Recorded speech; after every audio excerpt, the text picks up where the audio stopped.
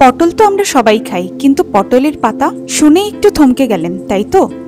আসলে মজাটা এখানেই। অনেকেই জানেন না যে পটলের পাতা খাওয়ার চলটা অনেক পুরনো। গ্রাম বাংলায় দিদিমা ঠাকুমা কিন্তু ছোটবেলা থেকেই বলে আসতেন, গাছে গাছে শুধু ফল নয়, পাতা পাতাতেও আছে শরীরের উপকার।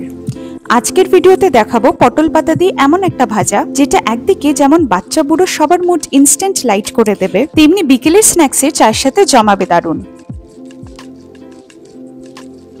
ভাবছেন নিশ্চয়ই পাতা তো পাতাই, এতে আবার বিশেষ কি? তবে হ্যাঁ, এখানেই তো আসল টুইস্ট। পটলের পাতা যেমন স্বাস্থ্যকর তেমনি মুখরোচক। তবে এই রান্নার ইম্পর্টেন্ট জিনিসটা হচ্ছে এই ব্যাটারটা।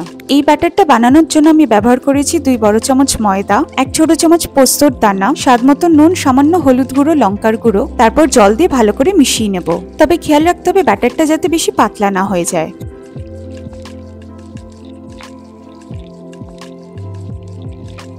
তারপর এক একটা পাতা নিয়ে ভালো করে ব্যাটারে ডুবিয়ে গরম সাদা তেলে ভেজে নেব। দুদিকটা ভালো করা লাল ভাজা হয়ে গেলে তারপর তেল ঝরিয়ে তুলে নেব। যতক্ষণে ভাজাটাকে করে নিচ্ছি আপনাদের একটা ছোট্ট স্টোরি বলি। অনেকেই জানেন আবার অনেকেই জানেন না। শোনা যায় গ্রাম বাংলায় বর্ষাকালে পটল গাছে পাতা খুব দ্রুত বড় হয়ে যায়, তখন গাছ ছাঁটাই করার সময় প্রচুর পাতা নষ্ট হতো। সেই সময় গৃহস্থ বাড়ির মহিলারা ভেবে দেখলেন পাতাটা মোলায়েম, আঁশ আছে, তেতো নয়, তাহলে ফেলে দিচ্ছি কেন।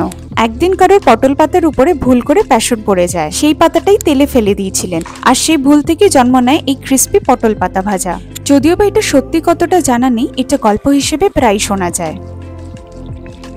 আপনারা কমেন্টে অবশ্যই জানাবেন আজকের এই নিউট্রিশিয়াস, ইজি অথচ ভুলে যাওয়া পাতা ভাজার রেসিপি আপনাদের কেমন লাগলো। খুব তাড়াতাড়ি দেখা হচ্ছে নতুন একটি স্বাদ, নতুন একটি গল্প নিয়ে।